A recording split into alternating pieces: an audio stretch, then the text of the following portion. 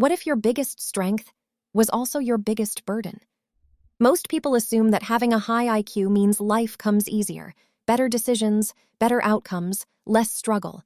But the psychology tells a very different story. Here's what science actually says about people with high IQs, and some of it might genuinely surprise you. High IQ individuals tend to overthink constantly. Their brains run through every possible outcome of a situation before they've even taken the first step. It's not anxiety in the clinical sense. It's their mind being too efficient at pattern recognition. They're wired to anticipate, to analyze, to stress test ideas before acting on them. They see problems before they even exist, which sounds like a gift, until it's keeping them up at 3 a.m. replaying a conversation from 3 days ago, wondering if they said the wrong thing. They also get bored incredibly fast. Their brains are always hungry for new information, new challenges, new ideas. Routine feels like slow torture to them.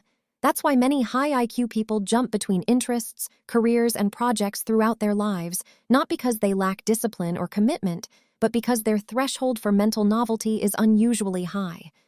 Once they've mastered something, the excitement fades. They need the next mountain to climb. And here's something most people get completely wrong about them. They struggle socially, not because they're arrogant or cold, but because they're simply wired differently. When you process the world at a different frequency, everyday small talk can feel hollow and exhausting. Why talk about the weather when you could be talking about consciousness, human nature, or what keeps the universe expanding? Studies show that highly intelligent people tend to strongly prefer deep, meaningful one-on-one conversations over noisy group settings. They're not antisocial, they're not shy, they're selectively social, and there's a big difference.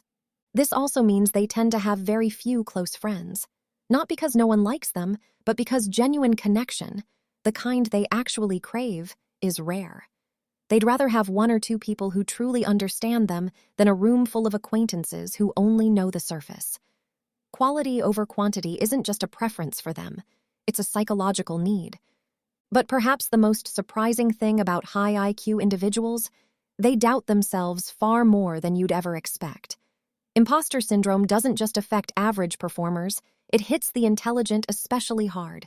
The more you know, the more you become acutely aware of how much you don't know. And that awareness can feel completely paralyzing at times. They set extraordinarily high standards for themselves, and no matter how much they achieve, there's always a voice in the back of their mind asking, is this actually good enough? Am I actually good enough? They also tend to be intensely curious, not just in one area but across many. History, science, philosophy, art, psychology, the high IQ mind doesn't like to stay in one lane. This curiosity is one of their greatest strengths, but it can also scatter their focus and make it hard to commit to a single path in life. And finally, they feel things deeply. There's a strong link between high intelligence and heightened emotional sensitivity.